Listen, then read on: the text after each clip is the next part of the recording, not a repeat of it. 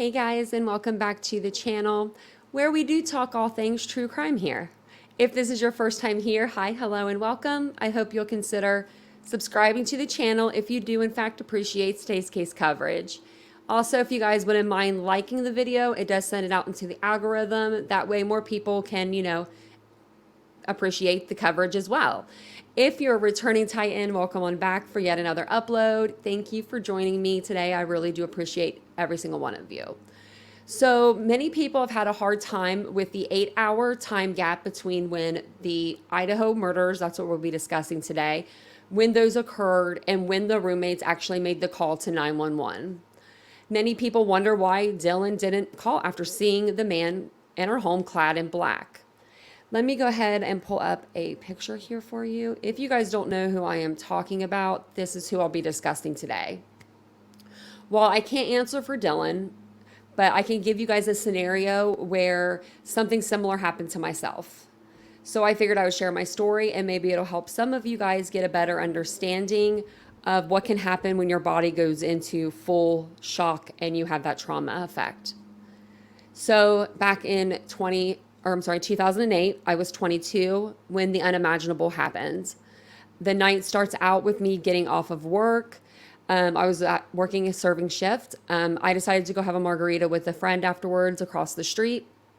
Side note, earlier in the day, my father had asked me if I could run a pool errand with him, and I declined to go.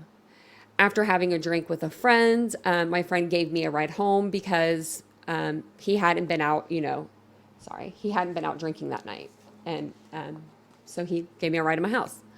About a quarter of a mile from my house, we pull up to a car accident. The friend that I was with, he would normally sit through an accident to get a look at the cars. But that night I had asked him if he could turn around and take me the long way home because I didn't want to sit in that traffic and I didn't want to be there for some reason. He said, okay. We went the long way home. About a half hour later, I was at home. When I walked through the door, sorry if I'm talking fast. It's easier to get the story out if I speak fast. When I walked through the door, I saw my mom sitting there and she asked me where my dad was. This was about 10:30 or so at night. So as soon as she had mentioned that, I knew that something wrong had happened. My dad had never stayed out that late prior to this night since I had been born. I told her that he would be fine and she agreed and we went to bed. We thought we'd see him, thinking we'd see him the next morning. Not a big deal. I don't exactly remember how much longer it was after I went to bed, but I could hear banging on my front door and it was the police. You could tell it was them. They were definitely cops by the way that they were banging on the door and announcing that they were the police. In that instance, I didn't answer the door. I froze. My mom didn't hear it or she was doing the same thing that I was in that moment. But I fell back asleep. With all the banging that was going on, I still went back to sleep. Then they started banging on my window and on the side of the house. Probably about 8 to 10 officers, I would say. They were calling out my name and I would continue to go back to sleep. I would continue to fall back asleep. It was almost like if I go back to sleep, this isn't happening. I don't have to deal with this yet. They were calling out my name, like I said, but by that time I knew that my dad was gone and I knew that that accident was where he was at. I knew I had witnessed this car accident and my body went into full shock and I went to sleep. Again, 3 times I went to sleep. That was until someone forced me awake, like physically awake. It was a friend of mine who had climbed through my bedroom window. Even after hearing what happened, I went into what I needed to do next. It wasn't like, let's grieve. It was what needs to be done. It was very strange. It took a long time though. And that's my point. And I feel that we cannot judge Dylan based off of what Dylan did or did not do, because until you're in that situation yourself, you really can't say for 100% certainty really what you would do in that situation. So I did put together some slides for you guys and I want to show you those. Maybe it'll give us all a little bit of a better understanding of what is going on. So, fight, flight, or freeze. I'm sure you guys have all heard of these before. But this one, I'm just going to give you an introduction here. What is fight, flight, or freeze? And let me take my my little thing off there so we can all read it together if we'd like to. Fight, flight, or freeze are the most basic stress responses. They reflect how your body will react to danger. Fawn is the forced stress response that was identified later, and it doesn't fall within this case. The fight response is your body's way of facing any perceived threat aggressively. Flight means your body urges you to run from danger. Freeze is your body's inability to move or act against a threat. And then fawn is your body's stress response to try to please someone to avoid conflict.